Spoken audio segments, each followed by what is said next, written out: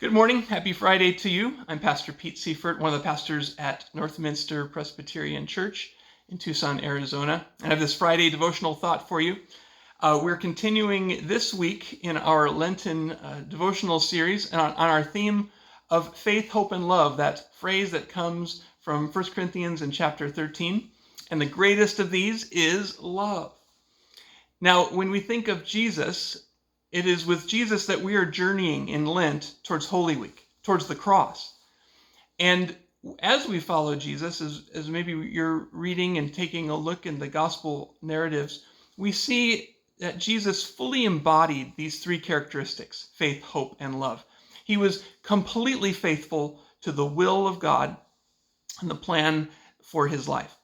He was completely hopeful in realizing that even in the midst of difficulties that he faced, even on the cross, Jesus is hopeful for what God is going to accomplish through that.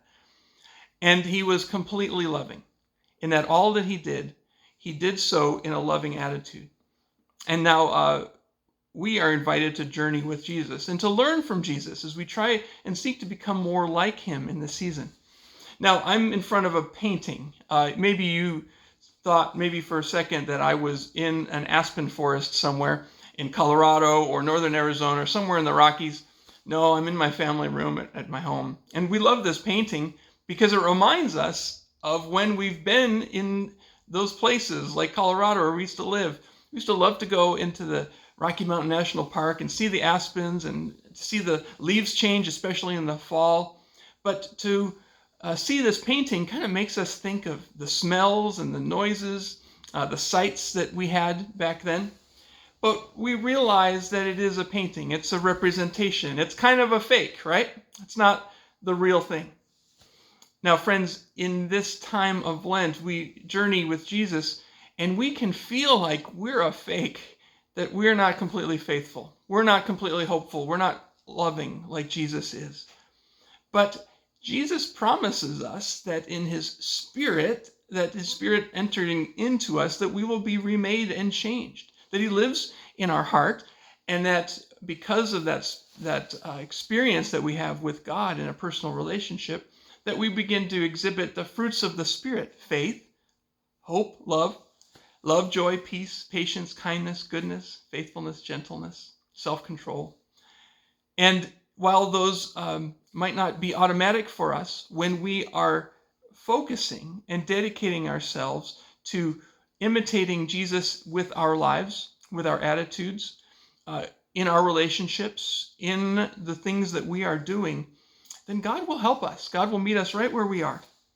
This important verse from 1 John 4:8 is familiar to a lot of people. It says, "Whoever does not love does not know God, because God is love."